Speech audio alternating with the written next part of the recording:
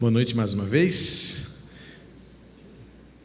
É sempre um privilégio quando as organizações que realizam seus congressos me dão a oportunidade de participar de alguma maneira, e os juniores já criaram quase que essa tradição, vamos dizer assim, não é? De me darem o privilégio, a oportunidade de ser o palestrante ou o pregador do encerramento do congresso. É um desafio muito grande, porque é diferente, é bem diferente falar para manter a atenção deles, para segurá-los aqui conectados, não é? E o desafio da própria linguagem, o falar para um público mais diversificado, talvez tenha menos exigências do que você especificar para um determinado público, um determinado tipo de auditório. E aí eu aprendi logo no comecinho do seminário com o meu diretor, que era o pastor Ebenezer, que se você quer alimentar a girafa, alimente o jabuti, porque a girafa consegue abaixar a cabeça para comer a comida do jabuti. Se você quiser alimentar só a girafa, o jabuti nunca vai conseguir se alimentar. Esse é um dos segredos de uma palavra que alcance o coração das pessoas. E por isso que Jesus foi tão perfeito e tão abundante no seu jeito de ensinar, porque ele ensinou doutores da lei usando os lírios do campo. Ele ensinou os mestres, né, das sinagogas, fazendo-os olhar para os pássaros que estavam diante deles. Ou seja, a linguagem rebuscada, o português, ainda que vocês mexam, os jovens mexem muito comigo que eu uso palavras difíceis, e olha, vocês não sabem o que é palavra difícil não, viu? Presta atenção, não é? A gente tem que sempre fazer o esforço de trazer uma linguagem mais fácil para que todos entendam. Então, a partir do tema que foi proposto, aliás, parabéns pela camiseta, parabéns pelo design, parabéns pela organização, parabéns por tudo que vocês fizeram nesses 2 dias, né, de congresso. E o tema proposto, um novo coração. Não tem como a gente pensar naquilo que nos mantém vivos, naquilo que sustenta a vida. E o coração é um tema presente nas Escrituras Sagradas, o coração que pulsa, o coração que nos sustenta, o coração que nos move, o coração que fundamenta tudo aquilo que a gente sente, tudo aquilo que a gente pensa, o coração que representa os nossos sentimentos, o coração que representa as nossas paixões, né? O coração que nos dá o jeito de ensinar, de mostrar às pessoas quem na verdade nós somos. E quando a gente pensa no coração que nós temos e naquilo que Deus quer para cada um de nós, a partir desse tema do novo coração, você pensa assim: poxa, mas eu sou tão novinho, sou tão criança ainda, tenho só 7 anos, tenho só 9 anos. Mas é justamente nesta hora em que você está se sentindo tão novinho, tão criança, que a gente pode ajudar você a fazer as escolhas mais importantes da sua vida e que vão fazer diferença quando você estiver grandão, inteligente, com dinheiro, numa profissão. Por exemplo, agora você já começa a pensar naquilo que vocês vão ser quando crescer. Quem aqui já sabe o que vai ser quando crescer? O que você quer ser, Nicolas? Jogador de futebol. Então já começa logo, porque esse negócio tem cada vez mais difícil, tá bom? É 3 bilhões para uma vaga, então tem que correr atrás, tá? E os melhores jogadores de futebol que você tem hoje e na história foram aqueles que não eram só jogadores de futebol. Tá? Depois que acaba a carreira de futebol, eles tinham uma profissão para serem, além de serem profissionais de futebol, mas alguns eram empresários, médicos, outros eram professores, e é importante que você faça o que você gosta de fazer e faça aquilo que você tem que fazer para ser o melhor. Quem mais já sabe o que vai ser quando crescer? Fala, Caleb. Empresário, esse aí sonha alto, amém. Você sabe que aqui no Brasil empresário não é necessariamente ser rico, tá? Que você tem imposto para pagar, você tem empregados para lidar, você tem um monte de coisa para ter dor de cabeça. Então não é moleza, tá bom? E você, querida Lidiane? Professora, muito bom. Olha só, ainda há esperança, tá vendo só? No meio de tanta crise vocacional, a Lidiane ainda pensa e sonha ser professora. E você, Helena? Nadadora, esportista também, profissional do esporte. Beleza. Mas alguém quer contar o que quer ser quando crescer? Fala, querida. Astronauta. Cara, esse aí foi lá nas alturas. Parabéns, você está de parabéns. Já começa a estudar muita física, muita matemática, muita química, tá bom? Se dedica bastante e você vai conseguir, tá bom? Eu tenho um sobrinho que ele está lutando lá para estudar, para ser, não astronauta, mas trabalhar no ramo da engenharia de astronauta, porque ele quer estudar lá naquele tal de Instituto Tecnológico da Aeronáutica. Então, meu amigo, é barra pesada, mas mete bronca, é possível. Não tem gente que é? Você tem que pensar sempre assim, se tem alguém que é, eu também posso ser. Né? Ninguém pode dizer, eu quero ser anjo. Eu não conheço nenhum anjo aqui de asa batendo. Então, não adianta sonhar em ser anjo, né? Mas se você sonha em ser, eu quero ser astronauta. Inclusive, eu quero dizer, eu quero ser presidente da República. Por que não? Eu já contei uma vez aqui que uma adolescente foi no gabinete e dizia assim, eu sonho um dia entrar no ramo da política e se um dia Deus der a oportunidade, eu quero me candidatar a ser presidente do Brasil. Já tivemos a primeira mulher. Eu até brinquei na época, porque a presidente Dilma Rousseff tinha acabado de ser eleita e disse, olha, ela foi a primeira e quem sabe esta jovenzinha daqui a alguns anos possa ser, se não a segunda, porque podemos ter outras, mas uma dessas mulheres. Não é? Fala aí, Miguel, o que você quer ser? Desenhista, muito bem, pode ser um arquiteto, um desenhista industrial, muito bem. Olha, se eu não vou gastar tempo aqui perguntando para todo mundo que não dá, mas que bom que vocês já sabem o que vocês querem, porque isso determina a direção, e isso tudo começa agora com o seu coração, ou seja, o que vai aqui dentro. E eu quero deixar com vocês um texto bíblico de Provérbios, no capítulo 4, versículo 23, que diz aquilo que é importante para você nesse momento. Ixi, ficou ruim. Está vendo só, gente? Não foi de propósito, mas a gente precisa de projetor novo. Na tela do computador isso está lindo, lindo, mas aqui olha só, ai, eu vou usar, cadê o Paulo e a equipe? Eu vou usar isso domingo de novo, só para o pessoal ver que não está bonito aí, Pé, não me deixe mentir não, na tela do computador está bonito, não é?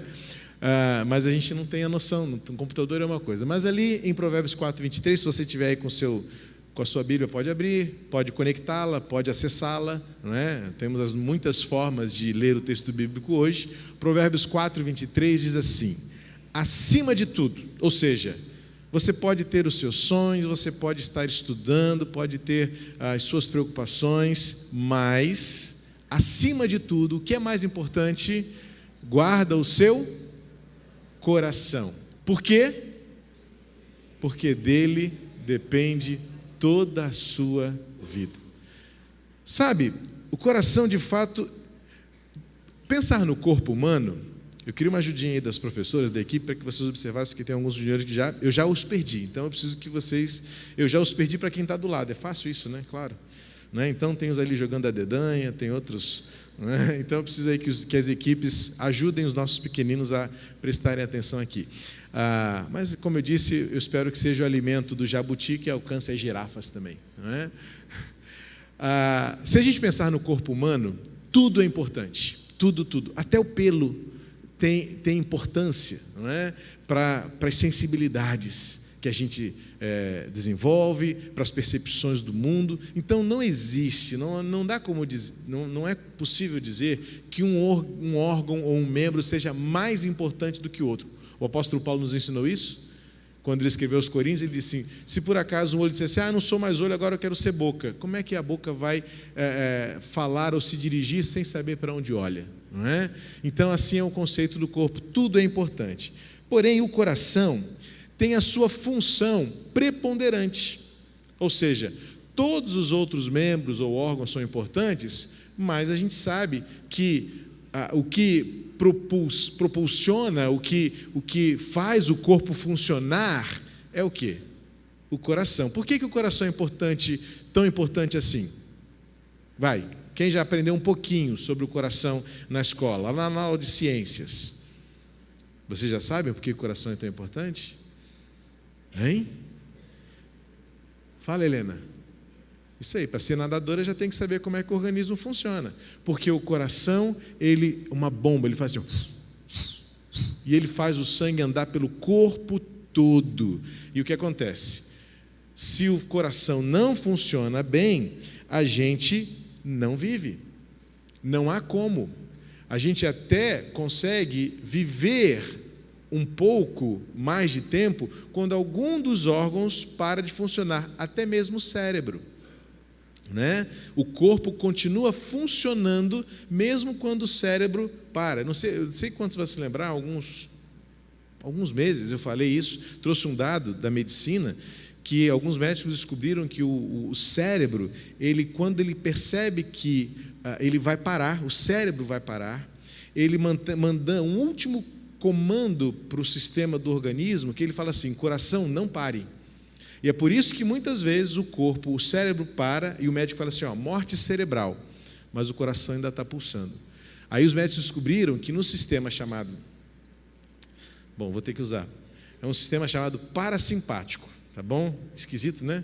Mas é uma área do nosso corpo que comanda aquilo que você não controla. Por exemplo, você está respirando, não está?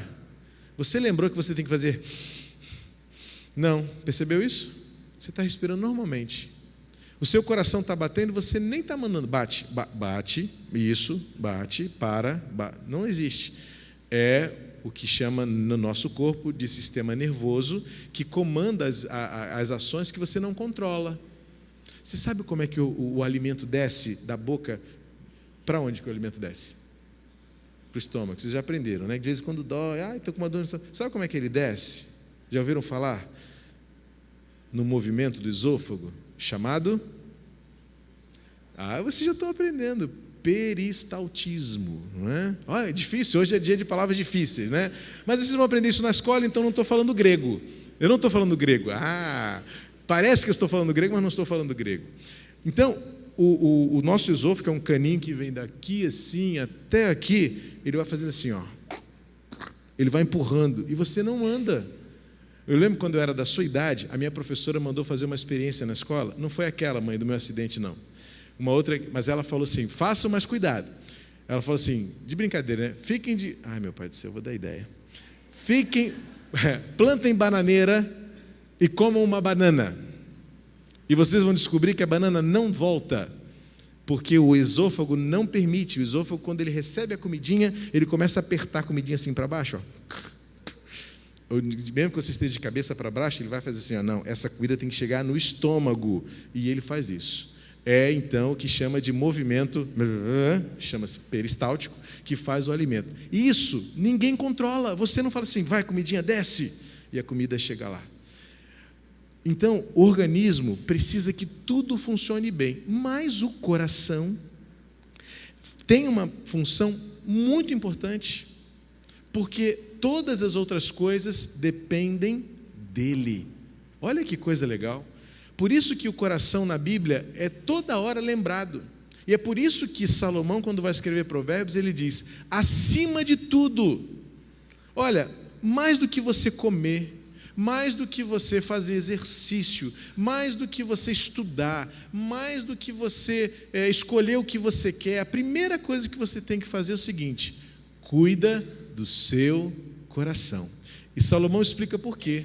Porque tudo na vida depende dele. Olha que coisa linda.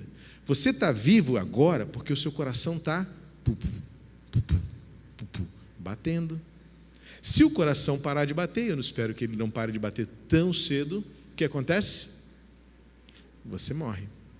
Na Bíblia, esse coração, eu preciso deixar isso bem claro para você entender como a Bíblia é muito inteligente em tudo que ela fala. Claro que nesse conceito aqui de Salomão, o coração não significa apenas o órgão que mexe, porque o coração ele não pensa, o coração ele não decide sozinho o que ele vai fazer. Na verdade, você sabe quem manda no coração? O cérebro. É o cérebro que manda o coração. Então, na verdade, talvez até algum irmão aqui, um irmão maior aí, grandão, uma girafa, tenha na sua Bíblia encontrado uma outra possibilidade de tradução que diz assim, cuida do seu pensamento. Tem alguém aí que tem essa tradução? Alguém leu isso? Na linguagem de hoje está assim, porque de tudo que está aí dentro é que você vai ser vencedor. É o que, por exemplo, está escrito lá em Marcos 7, 21. Será que alguém pode achar esse texto? Ou então, se a nossa equipe... não, lá vai ser difícil, porque está projetado só o slide. Quem acha aí Marcos 7, 21, lê bem alto para mim esse texto. Alto, hein?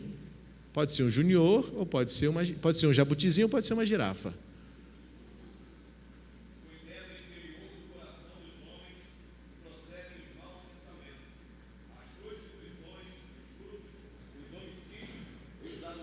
Não podia ser uma girafa melhor, né?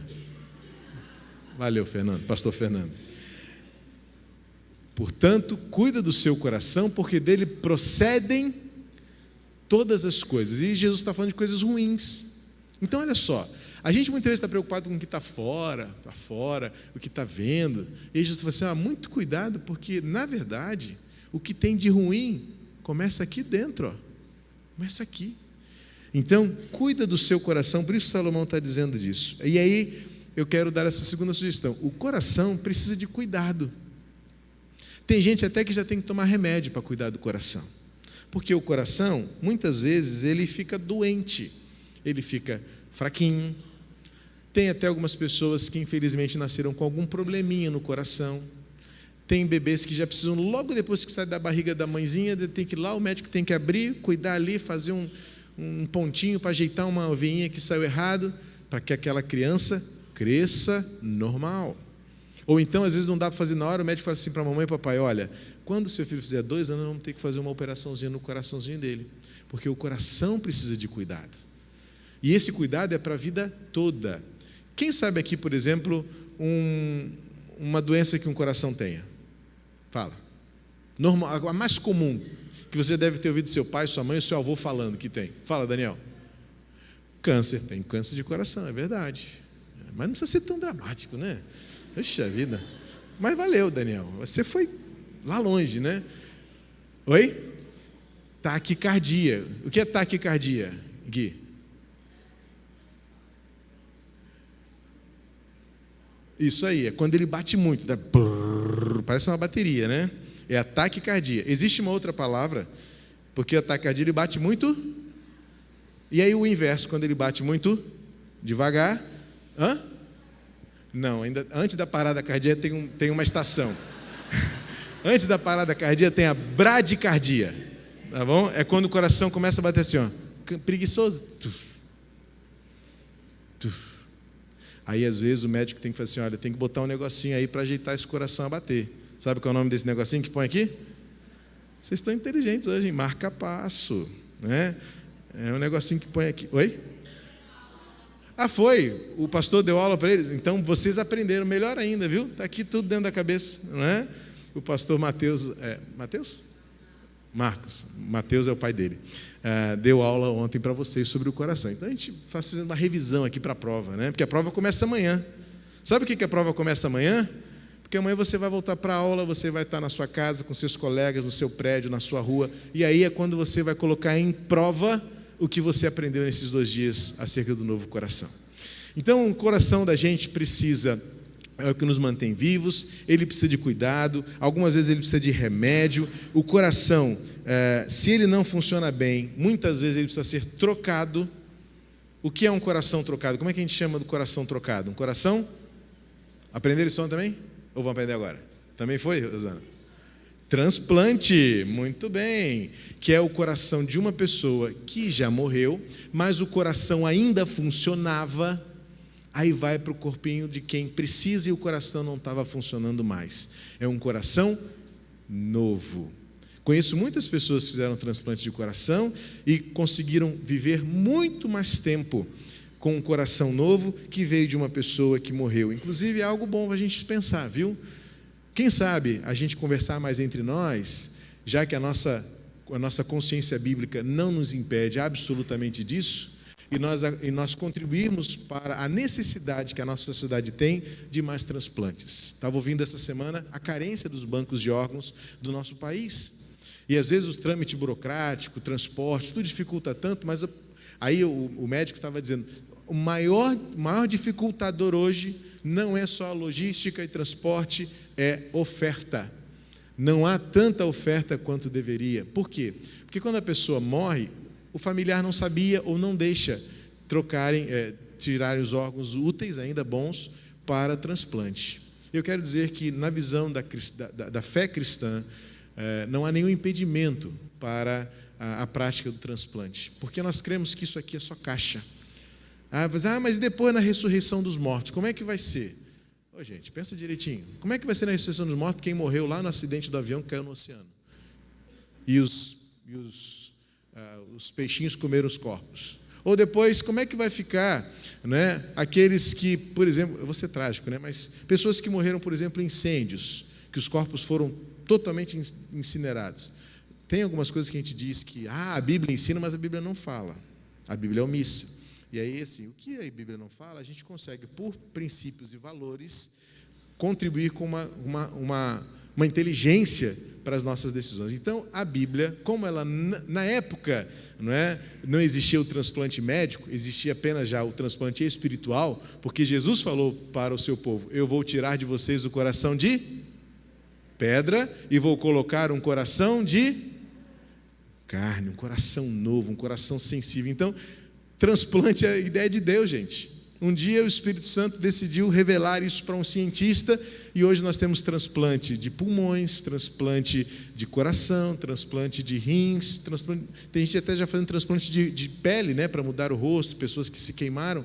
Então, lembre-se bem, a gente pode contribuir para esta cultura do bem, de termos em nossa sociedade homens e mulheres declaradamente doadores de órgãos para abençoar a vida de tantas pessoas. Eu tenho ouvido dizer que só quem tem na família a carência de uma pessoa receptora e não consegue andar na fila, a dor que é saber que a sociedade poderia sim ter mais doadores de órgãos e não tem, ou por desconhecimento, ou por uma cultura retrógrada, ou muitas vezes por uma cabeça fechada religiosa que impede a gente de viver intensamente a solidariedade, a humanidade entre nós. Fecha parênteses.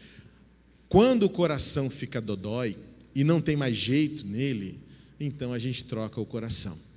E aí a gente vai aprender na Bíblia que o melhor médico cardiologista é Jesus, porque ele consegue trocar o coração sem abrir o nosso peito. Ele consegue mudar a nossa cabecinha sem colocar um outro cérebro, porque ele vem e toma uma decisão. Ele faz isso quando ele vem morar dentro da gente. E aí, como é que Jesus, então, primeiro, antes de falar como Jesus faz, é importante você saber o que Jesus faz quando ele põe um novo coração na gente.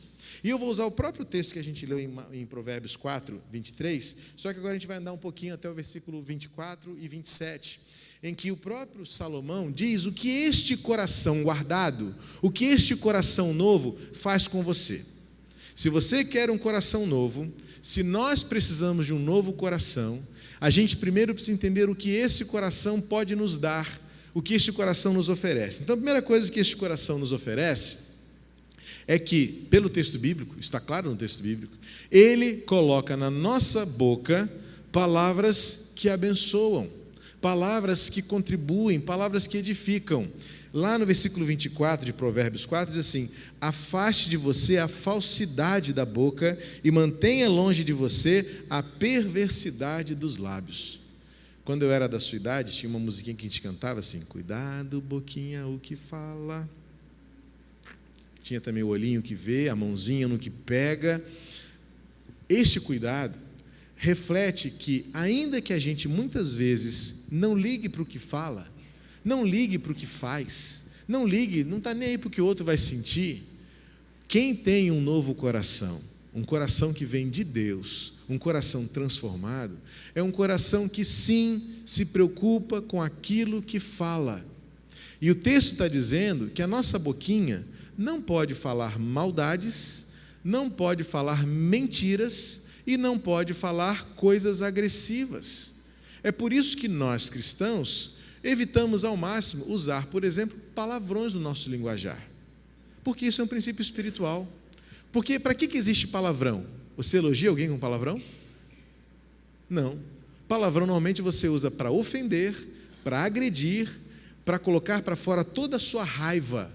Então, o palavrão, como outras palavras, mesmo que não sejam palavrões, mas sejam palavras negativas, devem ser evitadas na nossa boca, porque elas refletem que o nosso coração não é novo.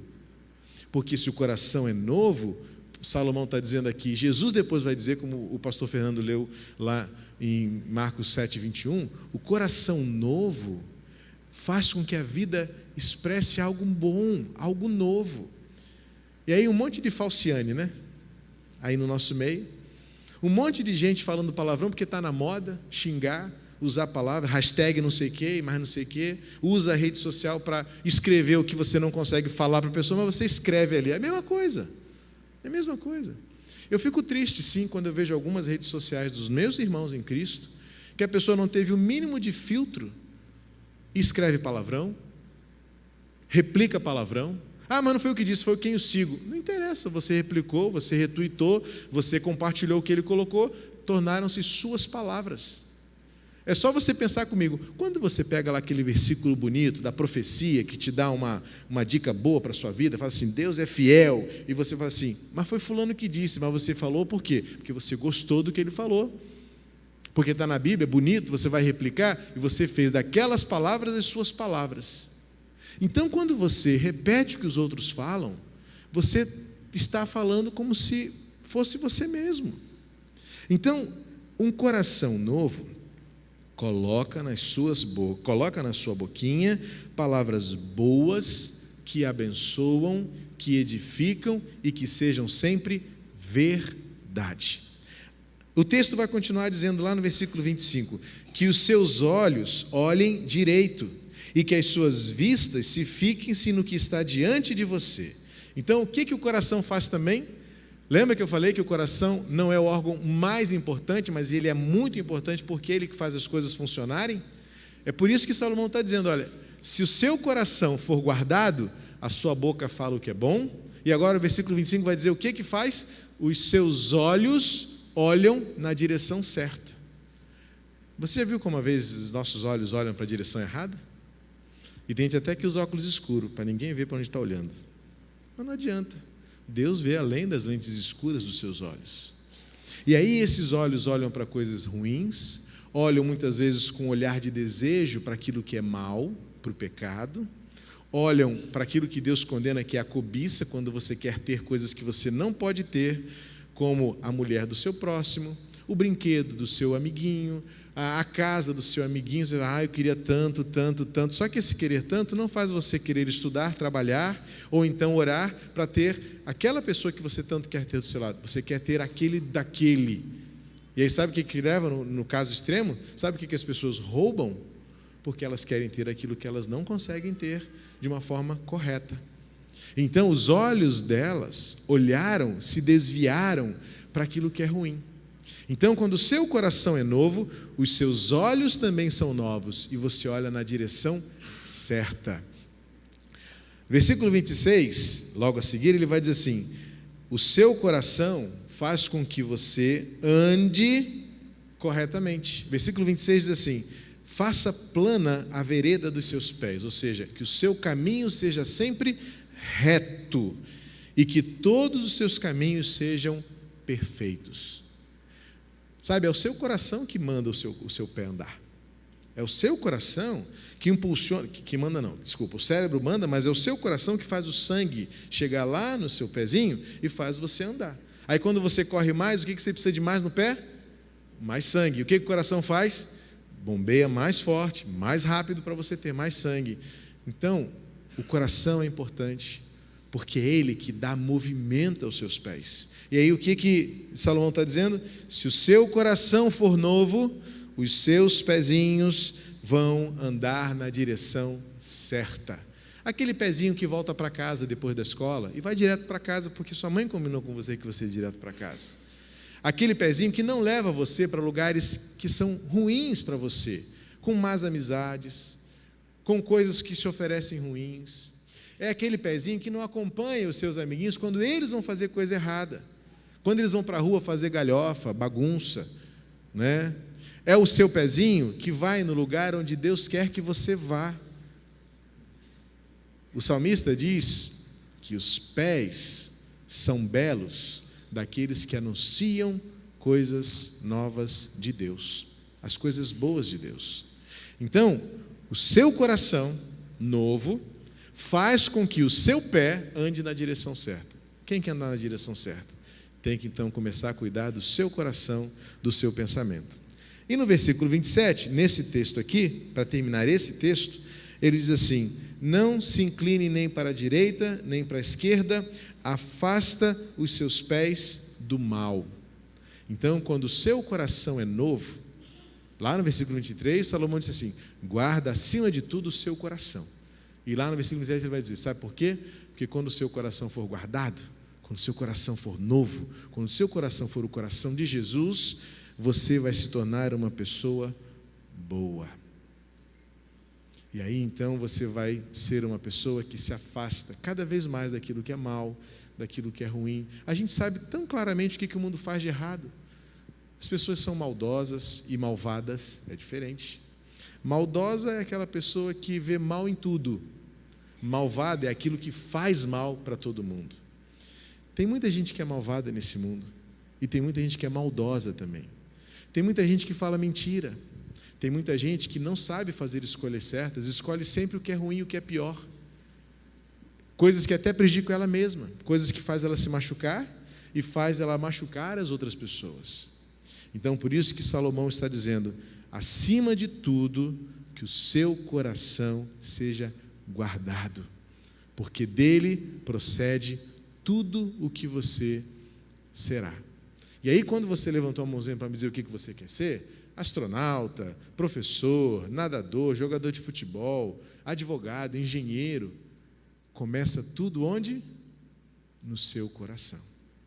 Agora, quando você decide estudar bastante, quando você precisa tomar uma decisão de obedecer os seus pais, e quando você decide, principalmente, pedir a Jesus que te dê um coração novo. E como é que Jesus, então, nos dá um coração novo? O que Ele faz para que a gente tenha esse novo coração?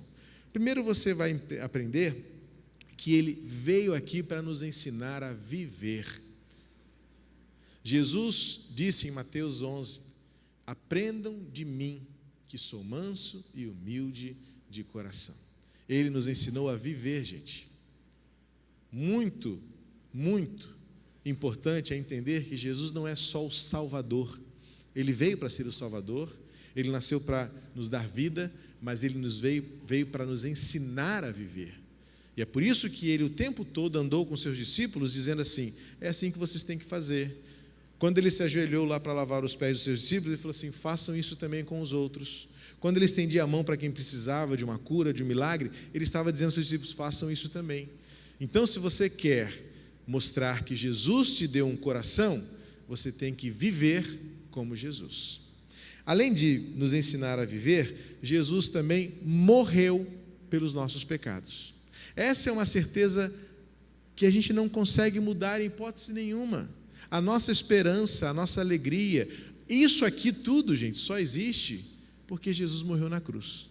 Se Jesus não tivesse morrido na cruz, você podia ser de qualquer outro lugar, uma escola, um clube, você estaria na sua família, mas igreja só existe porque nós acreditamos que um dia Jesus Cristo morreu na cruz. Ele morreu por quê?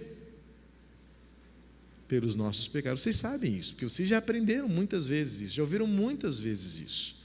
Mas só é possível ter um novo coração quando você declara que aceita que Jesus lá na cruz morreu para te dar este novo coração. Mas ele ficou morto? Ele está morto? O que aconteceu depois? Ele ressuscitou. E o que é ressuscitar? Viver de novo. Viver de novo. Você já viu que existe ressuscitação na área médica também? Os médicos fazem ressuscitação, já ouviu falar nisso? Quando o coração, fala, cara, você que falou que é a parada cardíaca, não, foi o Gui, né? Que quando o coração não bate direito, depois ele tem a parada cardíaca, né? Existe a parada cardíaca, é verdade, o coração para de bater. E aí, se os médicos agirem rapidamente, o que eles conseguem fazer? O coração bater de novo. Lembra com aquele negocinho que faz dar um choque, a pessoa faz um pulão assim, né? 1, 2, 3, tum, aí dá um choque no coração e o coração volta a bater. Isso chama-se ressuscitação, que vem da mesma ideia de que nós cremos que Jesus morreu, mas depois Deus o ressuscitou para nos ensinar o quê? Que a vida é possível. Ah, pastor, mas eu estou tão cansado. Ah, eu estou desistindo. Ah, eu estou muito doente. Ah, eu vou morrer. Jesus vai te dar uma vida nova. Eu creio que Ele pode fazer isso. Ele dá um coração novo para você, para que você continue vivendo para a glória de Deus. E como é que Ele faz isso então? Como é que Ele nos dá essa nova vida? Quando Ele decide morar dentro de nós. Jesus decidiu morar dentro de nós. Ele tomou esta decisão de ir ao seu encontro e dizer assim: Caleb, Helena, Gustavo, Joel, eu amo você. Eu amo você. Eu morri na cruz por você. Eu ressuscitei por você. E hoje eu quero entrar em você, para que não seja só o seu coração batendo, mas seja o meu coração também, o coração de Jesus batendo dentro de você, para que você tenha uma vida muito nova, uma vida muito abençoada, uma vida que vale a pena. E essa é a hora de você fazer isso. Neste congresso em que nós falamos de um novo coração, que Salomão lá no passado, lá antigamente, ele falou assim: olha, acima de tudo, cuida bem do seu coração. Eu estou cuidando do meu. Você já ouviu dizer, né, que eu não estou nem mais tomando remédio de pressão. Minha pressão hoje está 13/7, sem tomar remédio. Por quê? Porque eu tomei uma decisão. Eu vou me cuidar, eu vou cuidar do meu coração. Mas isso não é suficiente. Porque se eu não cuidar desse outro coração, depois que eu viver a minha vida inteira com saúde, eu vou morrer morto espiritualmente. Então eu preciso tomar uma decisão de que não seja só esse coração aqui cuidado, mas esse coração e esse coração em que Jesus tem que morar e habitar para me dar uma vida nova. Você também precisa ter uma vida nova, um novo coração, na medida em que você fala assim: eu quero então que Jesus more no meu coração e faça Ele viver para sempre. Queria que você fechasse o olhinho agora, o jabutizinho e a girafona também aí. Fechar o seu olho e pensar no seu coração de hoje. Esse coração de hoje já é um novo coração?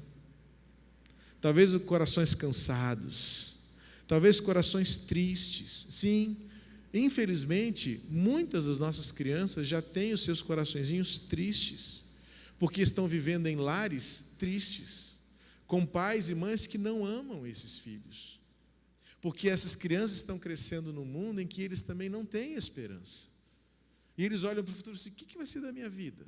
Será que vai dar certo? Sim, nossos filhos já precisam de um novo coração, tanto quanto você também, pai, mãe, avô, tio, tia, precisa de um novo coração. Guarda o seu coração, cuida dele, cuida do seu pensamento, porque é nele que começa tudo. Eu queria então agora que você, primeiramente os nossos juniores, mas eu preciso que você preste muita atenção no que eu vou falar agora. Você não vai fazer isso só porque você está empolgado e só porque o seu coleguinha do lado fez. É você que tem que tomar uma decisão importante hoje. E só você. Não é porque você, meu pai vai ficar feliz, minha mãe vai ficar feliz. Não, a gente até fica feliz, mas não é por isso não. Não é por isso que você tem que tomar essa decisão hoje. De dizer para Jesus: Jesus, me dá um novo coração agora, hoje. E quando você fala isso, eu creio que Jesus passa a habitar na sua vida, mora no seu coração, e Ele começa a fazer com que não seja só o seu coração batendo, mas seja o coração dele batendo junto. E sabe qual é o melhor? O coração de Jesus nunca para. O nosso vai parar um dia, o de Jesus nunca para. Então, se eu quero que o meu coração, a minha alma também nunca pare, eu preciso fazer com que Jesus more aqui dentro, fazendo agora um novo coração. Se há alguém entre nós hoje que precisa de um novo coração, seja um menino, uma menina, ou seja mesmo uma das nossas girafas aqui presente, e que hoje comeu a comidinha do jabuti, foi lá embaixo, comeu o alfacezinho mole, bem facinho, mas que na verdade as proteínas são as mesmas, as vitaminas são as mesmas, o conteúdo nutricional é exatamente o mesmo. Todos nós precisamos de um novo coração, porque muitas vezes o nosso coração fica doente, o nosso coração fica cansado, o nosso coração fica desanimado, e às vezes chegamos à conclusão de que não dá mais. E aí é hora em que você precisa entender que só tem uma solução: é um transplante.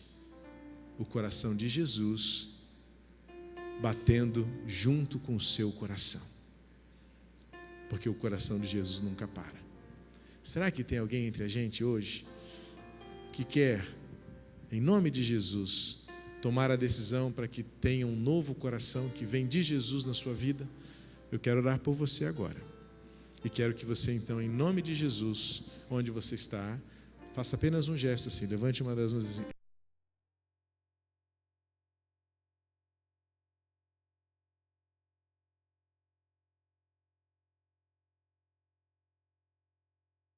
Adultos, dos jovens, sim, eu quero sim que hoje eu comece a viver uma nova vida por meio de um novo coração que eu creio que Jesus pode me dar. Louvado seja Deus por mais uma mão ali atrás. Há mais alguém? Que bom. Deus seja louvado. Amém. Nós vamos ficar de pé e vamos cantar o cântico Dá-me um Novo Coração. E eu vou ficar aqui à frente, eu vou pedir para as tias também virem aqui me ajudar a abraçar os nossos juniores. De vez em quando nós temos a alegria de fazer batismo dos nossos filhos, porque eles na classe são discipulados. Alguns deles tomaram decisões em congressos passados, e eu quero que as tias recebam eles aqui. Se algum adulto levantou a mão, eu vi algumas mãos levantadas de alguns adultos, quero que você venha aqui à frente, quero orar por você também. Para que nesta noite a graça de Deus esteja sobre a sua vida, e você experimente sim, receba um novo coração que vem de Jesus. Vamos louvar ao Senhor? Você, junior, que levantou a mão, pode vir também, ficar com a tia Andréia, tia Nirvana aqui, vem cá.